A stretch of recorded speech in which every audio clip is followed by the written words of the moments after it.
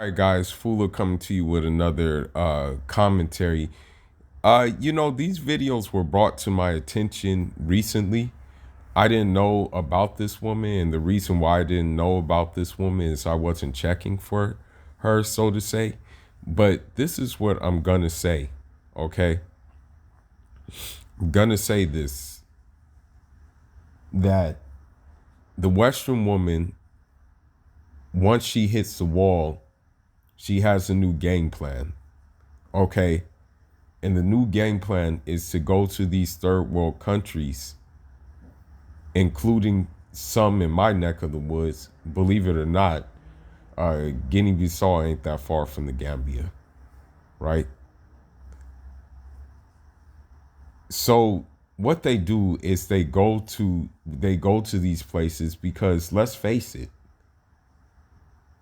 unfortunately, in Africa, we don't have the infrastructure, we don't have the resources in terms of like social resources, in terms of economic resources, in terms of even the basic resources, meaning uh like living wages and things like that. We don't have those things in Africa. So when a Western woman comes along, of course, youths especially are going to look at it as a meal ticket, right? But she understands that, and the reason, and because she understands that, she gets to exercise her demons in these places.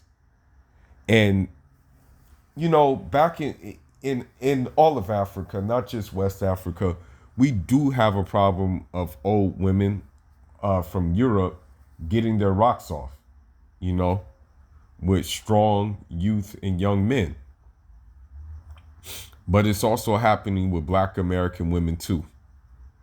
And the thing is, we can't let it happen. People back at home have to like really stand up and not let this go down, okay? And not let them talk like this. So this may be a long commentary because I'm going to go through a couple of clips, but let's begin. That may try to make themselves feel better. That comes from that mindset. You back home, you don't feel like you enough, bro. You've been told you ain't good enough. And when you come out in the plantation, you gotta put your chest out for other niggas and make yourself feel better than other niggas. Like that type of plantation stuff. We need to leave that back on the plantation. We don't have to come out here and pump our chest out. I've seen the most disgusting deflections. African women, y'all can be mad at me, y'all can hate me, y'all shit not even blended right. I mean, hell, at least the Black sisters back home did a good job with, some of, but no. Okay, so what she's talking about right here is she's talking about makeup. The thing is okay, this is a third world country. You know what I mean? Like, obviously, if the resources aren't there for the makeup to be done right, in that, we're just using what we have in these places, obviously the makeup is not going to be done in a higher caliber, as higher caliber as it is done in a Western country. That's common sense, okay? So who are you to talk about basically women using what they got? You don't like who you are. We need to embrace who we look naturally. You need to like the way you look naturally and stop wearing these wigs as if it's some type of utility tool that you put on. Like, it's awful. We need to cut out because that's self-hatred. So not necessarily, okay? Sometimes people choose wigs because they want to manage their hair better. Because I'm gonna be honest with you, it is very difficult to grow out your hair naturally. That thing is a hard process. For real, you're always looking for the cheat code to do it. You're always looking for like the next thing, like, dang, how can I grow it out more? You know what I mean? It's very hard. So sometimes people wear wigs as a means of convenience. Right? Well, let's continue. Y'all with y'all cake faces and y'all Oh, bad foundation, bad wigs. If you mad because I'm cute and my shit is beat up, baby, you better get over it. Yeah, because your man does think that I'm sexier. Oh my God. So she's talking about Gambian women, and she's basically insulting Gambian women, and like, if I was there, she would get an earful from me. You basically, even the title of this commentary, it's a derogatory word. It's a derogatory term for a woman in Creole, because I speak Wolof, I speak Fula, and I speak Creole as well. You know what I mean? So what the title entails is a derogatory term for her anyway. You know what I mean? But anyhow, yeah, like, who are you to talk about how a woman is gonna put on her stuff in a third world country? Okay, so now what I want to know is, are you gonna instead of talking about how bad the foundation is and stuff like that, are you gonna like teach them how to do it? Let's continue. Are these people slow? It felt like everybody was delayed and slow. You'll feel like that. You can. So she was talking about Gambians. The thing is that in African culture and in Caribbean culture, things are more slow paced. So when you go to places like Cuba, when you go to places in Africa, when you go to things like that, it's a little bit slower pace. The only place where I would say is not slow is Lagos, Nigeria, godly, and Cairo in Egypt as well. Lord have mercy. Lord have mercy in those places. Okay, your head will be spinning if you go there.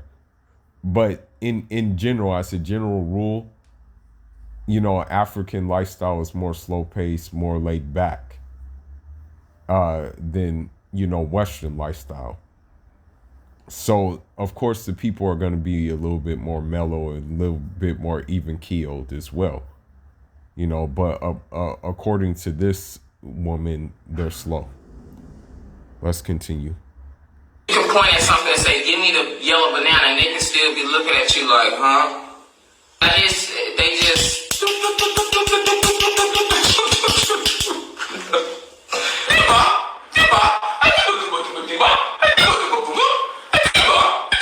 And they living with the goats. So now she was actually making fun of Gambians.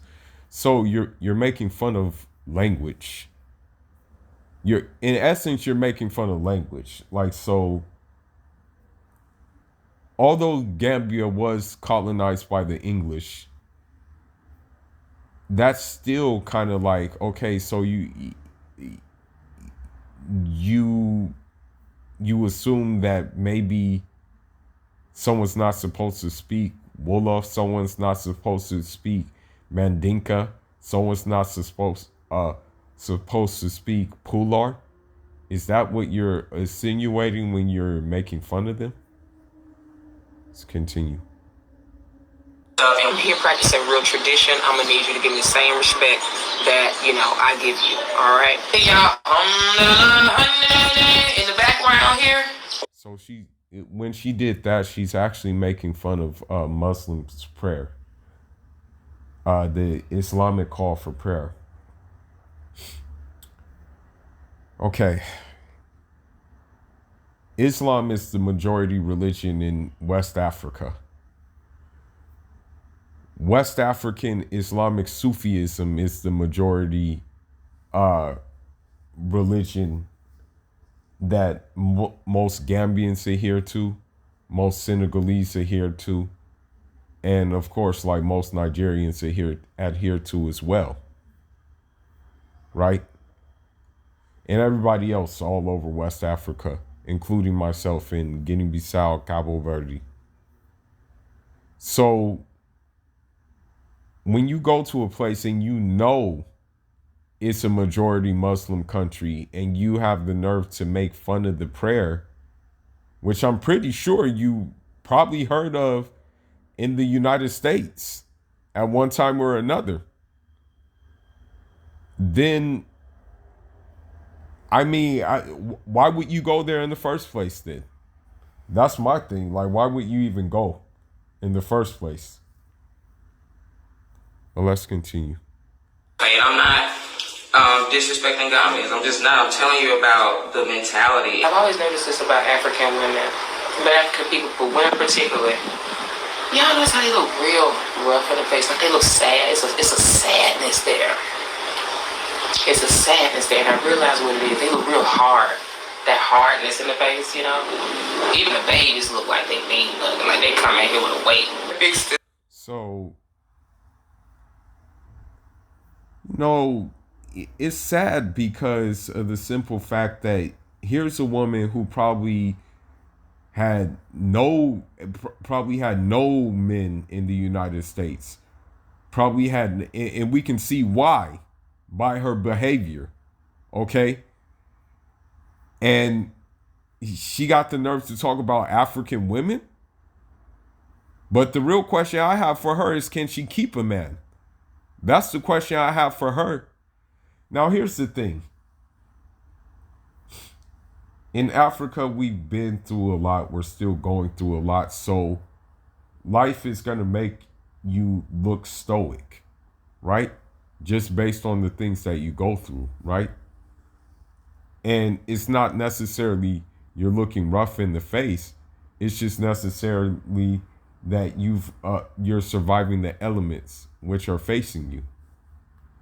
And it's not in fact, African women are not looking rough in the face. She looks rough in the face. And I think that's why she's saying it, is because she's threatened by the fact that African women don't necessarily need to act all extra like she's acting extra right now. Well, let's continue. Stuff amongst each other. We ain't building nothing. It's just a life. We can't even get along with each other. This is why it takes us so long to do stuff. Why don't y'all just move out the way and let us do what we're doing? If you don't want to work with us, just cheer us from afar, because we're really trying to help collect it. We're coming. So she's saying that, like, basically she's saying that Gambians, like, she's saying that they're going there to build, but really all she's going there to do is get her rocks off, and she's not building anything. Don't let it fool you. Some of these, a lot of these, not all, but a lot of these repats are going there for their intentions are not pure.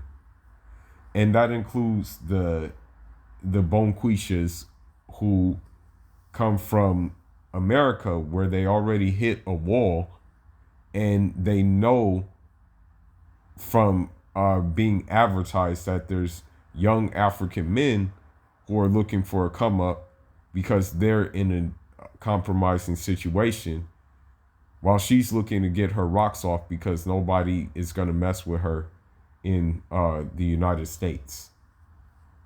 So they're not building anything, okay? And that's just the reality. And this is a very direct message from me to you. We're coming back. We're coming home. We're going to rule. We're going to take over. Huh. What does that sound like to you? What's ours? So. Huh. Really? You may as well get used to it. They have never been exposed. Wow. Who does she sound like? Wow. Who in the hell does she sound like? You know, it's crazy because the Portuguese, when they were in Guinea-Bissau and Cape Verde and stuff like that, you know what the Portuguese actually said? The Portuguese said that Africa never really existed. Like, African culture never really existed, right? So, in essence, she's kind of along those same lines. You would think that she would be more humble, but she has the colonial mindset too. That's the crazy thing. I don't know if she realizes that she sounds like a colonizer. But yeah, that sounds like colonization to me, right? What she just said. But I don't know. She definitely did sound like that definitely does give you flashbacks of photos of Portuguese, British, French, and the like thereof in your home turf. So just a lot of education, experience, any of that to even get that competency. I asked. They are a lot slower. Everybody is about like 9 to 13 years old, mentally and emotionally. No joke, and that's no tea, no shade. I asked. So what she said is in essence like that Gambians, all Gambians, including Gambians who are of, adult Gambians, that they're all slow in the way they're thinking. However, I know Gambians who moved to Sweden. I know Gambians who moved to Great Britain.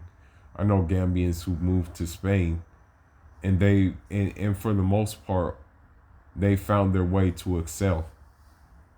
They found a way to excel at the highest levels sometimes, meaning they'll excel in academia and they'll excel in just different fields. It'll be rough for like at the beginning, right? However, they find their way and they make it happen. So by them finding their way and making it happen, you mean to tell me that their mentality is 9 or 10 years old? Just let me know.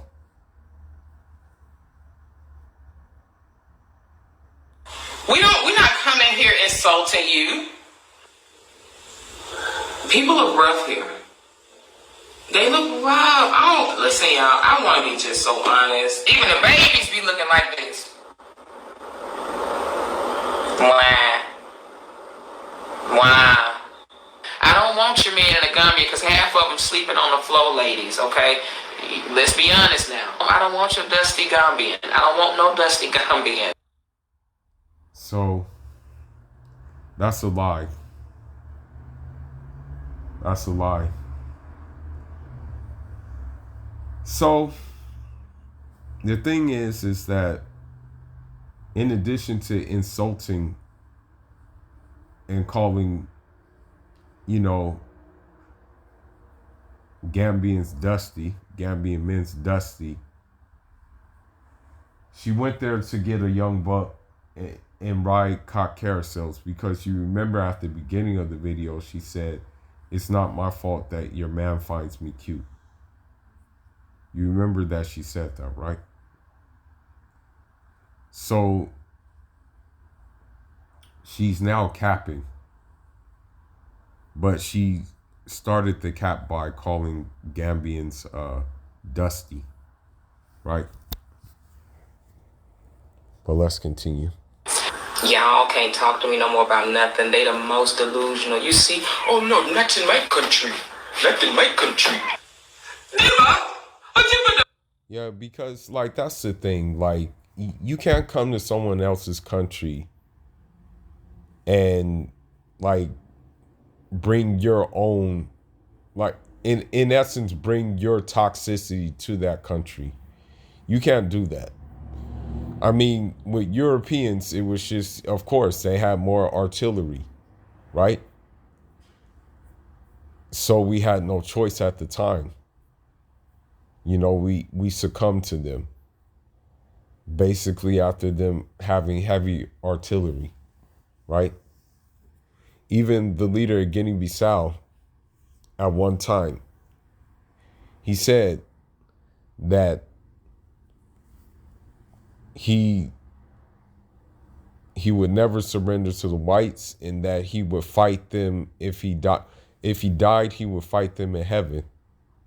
You know, they gouged his eyes out, right? So, again, you can't come to someone's country, especially that you're coming from, you're basically already at the wall. And this is messed up that you're mocking language, and instead of trying to learn the language. You're in a foreign country. You why not learn the language of that country since you're there? Learn Wolof, learn Mandinka or something. Let's go.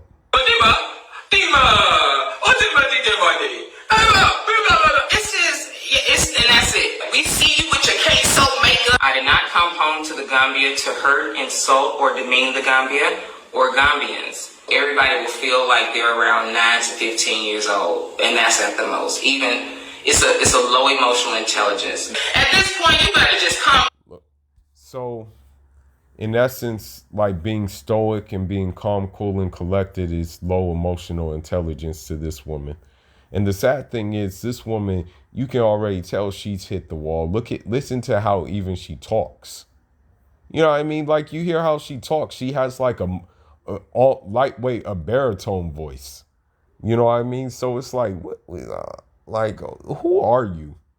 Really? Well, let's go. Come rock with your brothers and sisters and leave your old master and get a new one. I get tired of fighting sometimes. I really do.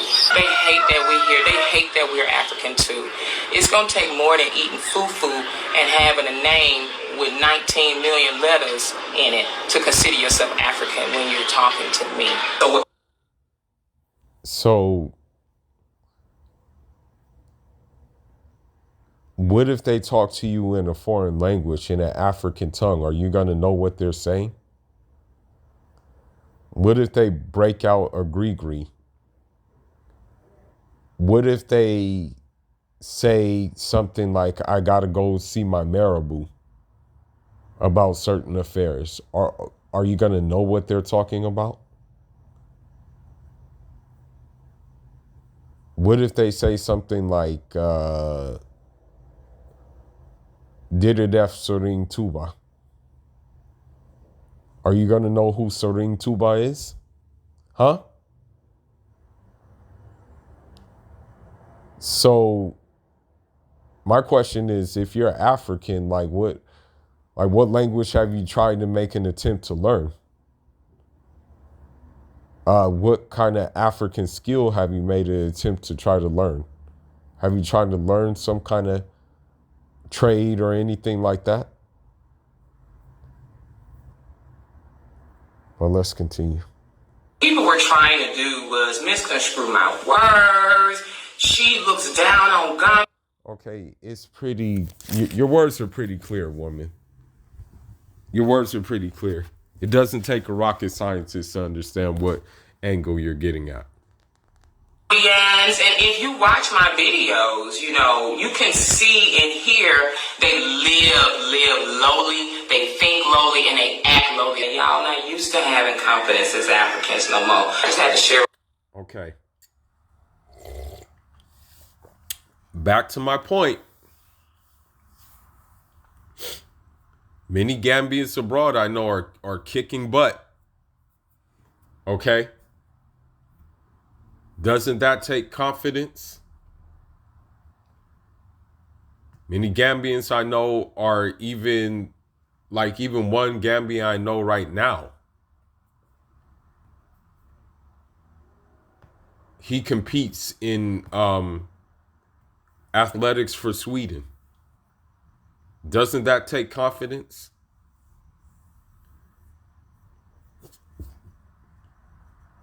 So, doesn't even leaving your home to go abroad to try to make better for yourself, doesn't that take confidence?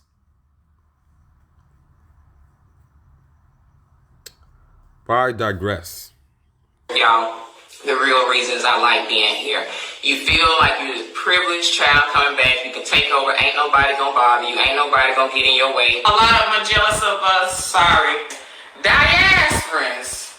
Ain't nobody like us, baby. Like our people, we are so great and mighty. It just gets on my nerves, though. When you just want to be friends and you go out and hang out with people and they have a way of trying to tear you down before you come out here. Well, the thing is, they can probably sense your BS from a mile away. Like, they probably know, like, okay, this Western woman, we gotta, like, keep her guard up. And they probably already seen your YouTube videos. So don't be surprised that, like, if you get around certain people, they're gonna give you the cold shoulder because they've already seen your YouTube videos. And if anything, you should be kind of thankful that they even let you around them out of a sign of just, like, respect and out of a sign of being polite. You know, you should be thankful for that. Instead of like crying, you know. That's the thing. Instead of crying, you should kind of be flattered that they would still be around you. To give you real talk about Africa, how you need to think about it, why there are opportunities here and why the Asians and Europeans have loved it so much is because they've had the perfect slave, they've had colonialism, they've had people that have had no real religion to empower them so they can get no real religion, huh? Wow. Can't make this shit up, bro. Really can't make this shit up. I'm gonna do my listeners a favor. I'm gonna do it like how Gilly the Kid said, the old school way. I'm gonna do it the old school way. You know how you have a woman and you send her a letter and you ask, "Do you like me?" Check yes. So when it comes to African Islam, I'm gonna check yes to all the civilizations that occurred from African Islam, which according to her is not a real religion. So the Ghana Empire, check the yes box. The Fututoro Emirate, check the yes box. The Futajalon Emirate, check the yes box. The Sokoto Emirate, check the yes box. The Mali Empire, check the yes box. The Songhai Empire, check the yes box. What else? The Tukulor Empire, check the yes box. The Fuladu Empire, check the yes box, which some of my family come from, actually. So, according to her, it's not a real religion, but all of these civilizations have happened from it. Let's see. Let's check the yes box for something else. Pre-Columbian Mandinka seafarers made it to the Americas way before Columbus and had a merger with the Caribs who were already there to create the Garifuna people. Check the yes box for that. Wasn't no animus on those ships. And she's probably into that ancestor worship crap anyway. From there, I've heard people giving advice, but in the way they give advice, they make it seem like if you don't do it their way, it's not the right way. Don't do that. Don't do that. I've heard people do it. It sounds so stupid. We've come to save you. We building up your community. This is about consciousness. This is about knowledge. Their bakery, they have one, but they cake and stuff, nope, dry, ugly, gross. Okay, so why don't you make your own cake then if you can do it better? The hell? Again, third world country, third world problems. Oh, God. Wow. Yeah, man. I don't know what to say at this point. I really don't know what to say. It's pretty sad. This is how delusional the Western woman is. No, they cannot give me no more pay. Wigs and makeup being so bad here. You just wonder about the sanity of people. We talk about owning corporations, this, that, da da da, and they're just like, I just want to get some rice. As much as our roasters say they sleep. I mean, you have to understand that living in Africa and being in Africa, certain things that you take for granted here in the West, those things are actually like very valuable over there. So because you bring your Western mentality there, it doesn't mean that people are going to pick up on it, you know? Goats and stuff like that. Those who are using my opinion to create division between the diaspora and continental Africans, I say to you, you are continuing to advance the agenda of the colonizers. Oh, she is disrespectful. Dima!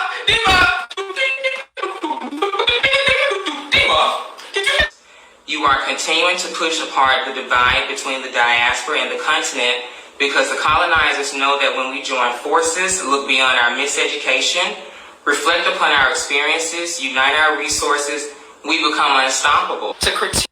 But actually, you're dividing. You know, as a matter of fact, you've lightweight become a colonizer. You know, that's the thing. Like you've lightweight become what you said that they're trying to do. So you need to check yourself about that. Okay? You really do. It's not going to work. What I'm doing or the way I'm doing it, unless I ask you for help, it's not your job to come give me, any kind of indirect hatred. Because that's what I'm going to call it, because it's not love. She's bad. Put ass up. You look like a sack of potatoes. Yes, you are. And that's why no man wants you. I know. Believe it or not, though, she said, believe it or not, like, even an average Gambian woman will be married by the time she's like 23 or something like that. But this woman who's probably, I'm guessing she's in her 40s or something like that, she's not married, And so that just goes to tell you that, rather than bash the local women there, maybe you should just worry about yourself. It feels like I grew up in a black family like y'all did. We come for each other a lot. We do, because we had to learn how to love one another. But African women, I'm telling you right now, nobody's coming to y'all for your hospitality. Y'all got bad attitude problems, just like the black women back. The hell they do. The hell they do. You can shut that shit up right away. Now, I will say the Western-minded African woman, the African woman who has been in the United States, has been in Europe, and even those in Europe, if they come from a traditional household, they're still going to have traditional values. You know what I mean? This woman, godly, like now she's coming for African women, and it's like the reason why she's coming for African women is because she knows that they're the example of, if we're talking about traditional African women, she knows they're the example that men want. She knows that that's what men are after, right? So that's why she's coming at them. I'll give you a perfect example of how the hospitality of an African woman, even here. I was, visiting a friend from Guinea Conakry. They invited me over to eat after Eid Salah. And, there was a Cameroonian there. I'm not going to lie. She was pretty. You know what I mean? And I think we felt each other's energy. There's certain things that you can kind of feel in the air, like you kind of know, and those things are they're not vocalized, but you kind of just feel it. It was kind of like one of those situations with her, whereas like she wouldn't let me lift a finger, and she would make my plate. Although like I'm not married, we didn't know each other from nil. We just met each other on that day. She wouldn't let me like lift a lift a hand up to make my plate. And then she even asked, like, hey, do you want something to drink? And then on top of that, when I was done, she got the plate and threw it away. And then on top of that, the Guinea Conakry family in which I decided to, chill and relax, I call her auntie. She didn't let me leave the house unless I took food with me. Like she literally kind of like blocked the door and said, nah, you got to take some stuff before you go. Right. So she's the one that is having the bad attitude, not that African woman. And I check them, and I'm gonna check y'all too. Y'all got some nasty attitude problems. Don't worry about us coming out here and that's gonna mess up inflation and da da da da. Y'all so stupid, don't know anything about business to even say anything like that. I'm not doing this. You cannot have educated conversations with dummies. But I know Gambians, it's like 1909, girl. They just looking for some bread. Oh wow. Some little bread to eat. Really? Wow. You hear this woman? Can't make this crap up, bro. For those of you that understand the bigger message, when it gets down to us talking about what needs to be talked about, let's go with how goofy they ass really be looking. Shit. So I'm African. What tribe are you from? What tribe are you from? Young girl, what tribe are you from? Well, that's the thing. Like, tribes matter, but we're able to coexist with each other for the most part. The conflicts in Africa, some have been tribal conflicts, but for the most part, like you kind of just the conflicts are multi-layered. You know what I mean? I was reading a book the other day, and the thing is that like when you see like children soldiers and warlords and stuff like that, a lot of times, like as sad as it sounds, because the countries aren't set up for productivity, like living wages and things like that, a lot of times these children join these conflicts. You know what I mean? Because some of it comes from just no prospects in the future and what have you. But it doesn't really come. What I'm getting at is it doesn't really come from tribalism like that. You know what I mean? So it is like having a tribe is, or how should I say, the tribe is important, but not to the extent of tribalism. Like you may crack some jokes about a certain tribe or anything like that, but you try your best to stay away from tribalism. You know what I mean? What tribe are you from? Get the hell on out of here. Looking goofy, sounding goofy. An emotional response should not be your first gut-wrenching reaction. Instead, you should be human enough to reach out via direct message or email artcathy@gmail.com and ask, Why did you say this? Let me tell you something, Gambia. Don't come out your mouth on my page, on this video, in the comment section. I'm not answering comments. I'm not answering. I don't care. And this is some, not all, but goddamn, it's the majority of you guys. This is what people are gonna see when they come out here, and this is why y'all don't have nothing. I don't know what kind of tone y'all expect. Well, we don't have anything because people who have the mind state of you, who just want to take, succeed at doing that, and the leadership here allows them to take. Right? Listen, poor reading and listening comprehension, that's not good for business. And that's a problem. This is my first time in Africa, too. I have been hearing people vlog in Africa.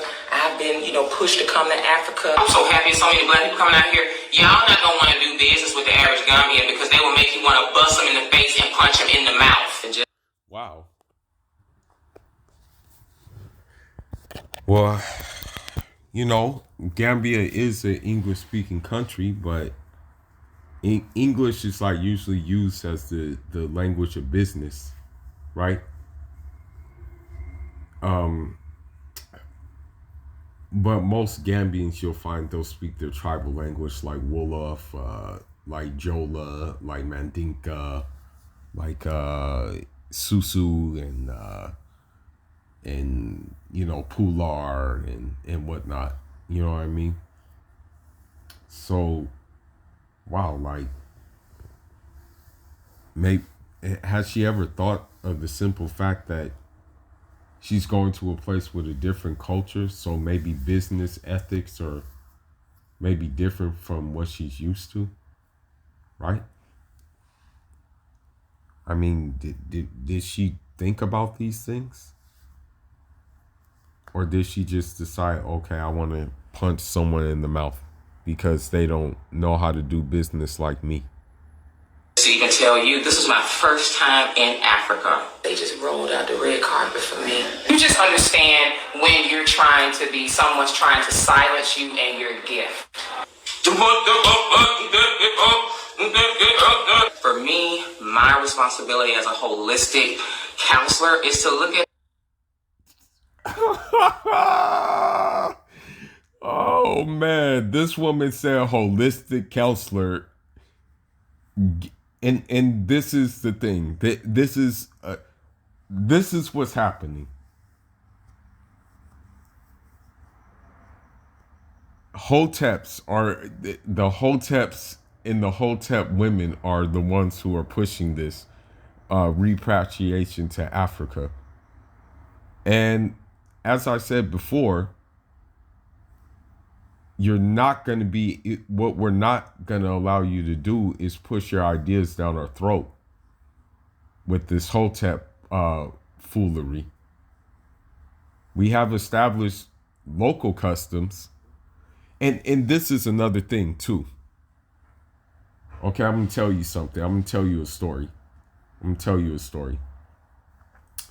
So, and this has to do with some scholars. So one scholar, he went, these visiting students, they came to see this scholar, but the scholar was out of town. So what the scholar did is he appointed his best student to answer the questions from those visiting students.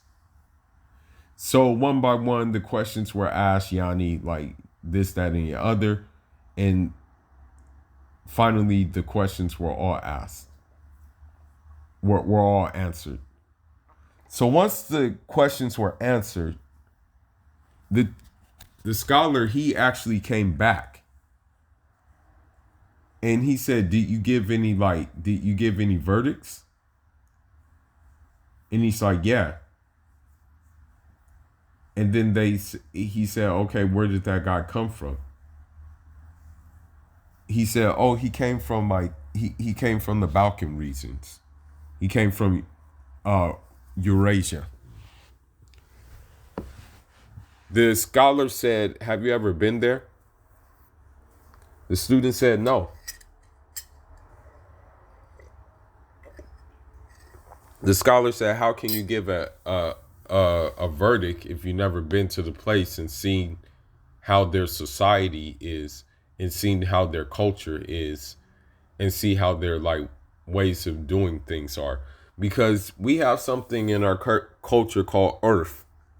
We have something. It's called earth, and what earth is like the daily practices and the customs of people. You know, that's what we call earth. So, for example, in in in Guinea-Bissau, we have carnival. You know, carnival. That's earth. That's considered like earth. When you go to Cabo Verde, there's different like dances, right? That those dances are considered earth, right? So so when you look at the habits and things of the people, you'll understand, okay, this is their thing. This is what they do. But this woman, unfortunately, doesn't look at the habits and the practices of the people in the Gambia, and she probably never even researched the habits and the practice of the people in the Gambia before she even went there. Things from a whole perspective. I may not resonate with the people that's okay being poor and smiling.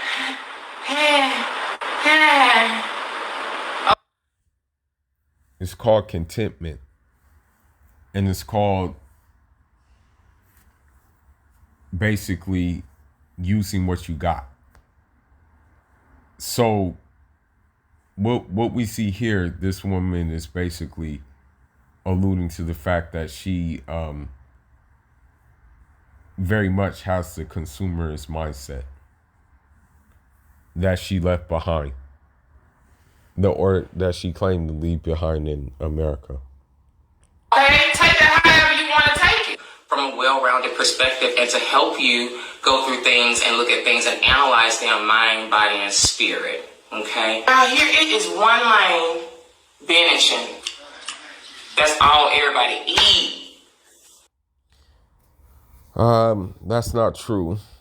For those of you guys that don't know, Benachin is what they call jollof rice, but that's probably all she eats. But you know, there's mafe, there's yassa, there's what else? There's poulet brassé, there's you know, just different options. Oh God, benishing. We have a westernized way of understanding life. There is no soul food, Mexican food, tacos, pizza, or wing places in the Gambia. It's one person that fries some chicken down here, and it's basic as hell. So why don't you fry some chicken then? I mean, that's one thing you can do is go to the market. Okay, if you can do better, go to the market, get some chicken, fry it yourself, use the seasonings and the spices that you would buy there, and do it yourself. If the ones that are not, or if the ones that you're dealing with are not up to par.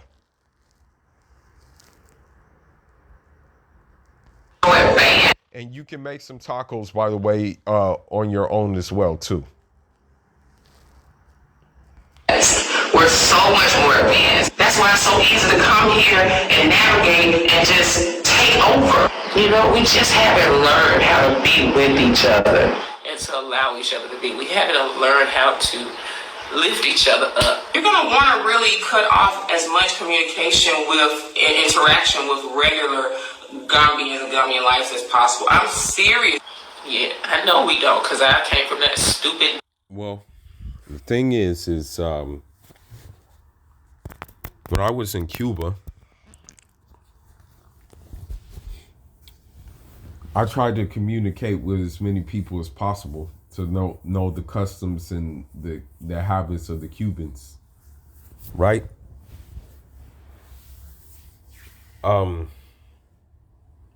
Now, granted, my sister studies medicine there, but at the same time, I was still talking to different Cubans, learning different things, And I've kept some friends from there because of that, as a result of that. So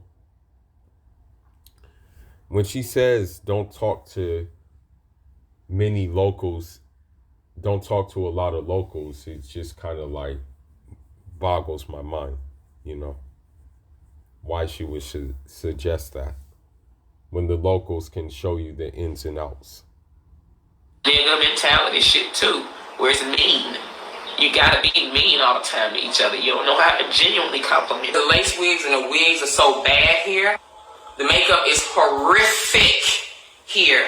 And that would be a blessing from the ancestors if we could set these sisters free. Yeah, I got a whole African problem here. Or even the little hiccups that are here with the people and culture and all. It's nothing. The smiling coast. The moment I got here, the carpet was just rolled out for me. The energy here. It's 10 times better, 20 times better than living in the States. But you probably gonna mess up your experience bringing that baggage over here with you. I just wanted to clarify that. Kind of that you did. What you've done. What you've done, basically.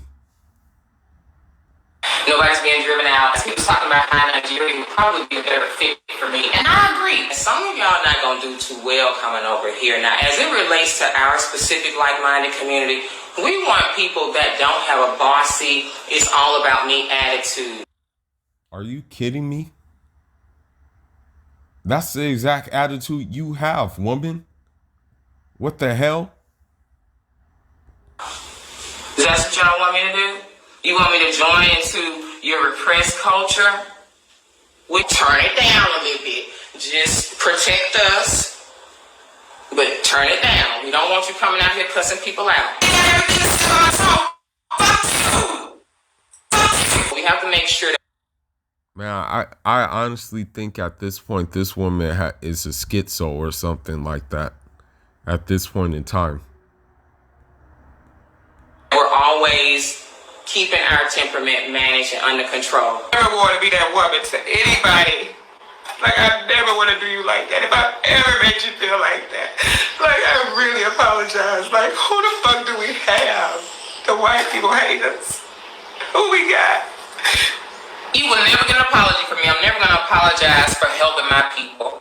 I know that's what I'm doing. Yeah, helping older women who hit the wall. You know.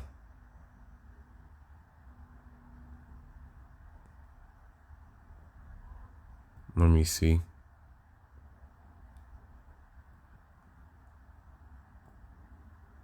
Let me see.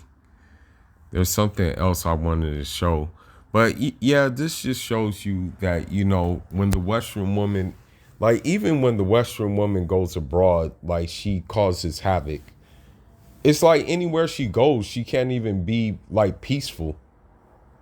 Like that's the sad thing. Like she can go in different places and it's just that she's never going to be peaceful anywhere she goes. And that was just my point in this video.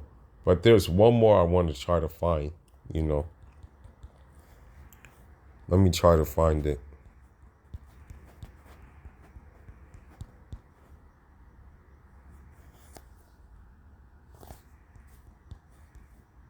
Hold on.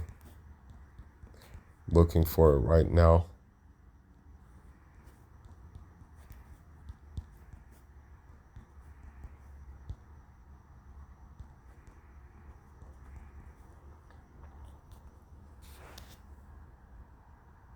Let me see.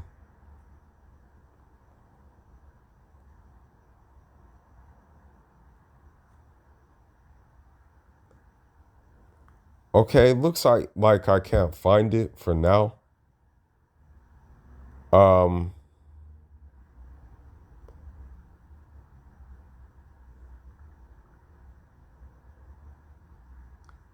So that's just basically it in a nutshell. That's why I always didn't identify myself as a Pan-African because because of the simple fact that this is what they do in essence, and this is the way they are. So, if you can't even respect, like the, if you can't respect our cultural values and stuff like that, and things that have been in our culture for so long, then obviously maybe you need to look somewhere else. Maybe you need to look at a European country or something like that to move to. And don't worry, there's plenty of Africans there as well. But see, this is the precise reason why I never did identify myself as a Pan-Africanist or anything like that. It is specifically because that whole Pan-Africanist community is filled with wicked Western women. I'm dead serious. And most of them have hit the wall already. And so they think that, like, okay, by having this Pan-Africanist card, they're going to run into some young African men who will then take them up on the offer. But I don't think it's going to happen in mass. I really don't think it's going to really happen, like in a full-fledged way. I think, like, honestly, she's a one-off type thing. But since they can't get men here, they're doing this tactic. But I don't think it's gonna reach like a high number. You know what I mean? I don't think it's gonna happen like that. Inshallah, it won't happen like that. But anyhow, leave your thoughts, leave your comments. Njarama.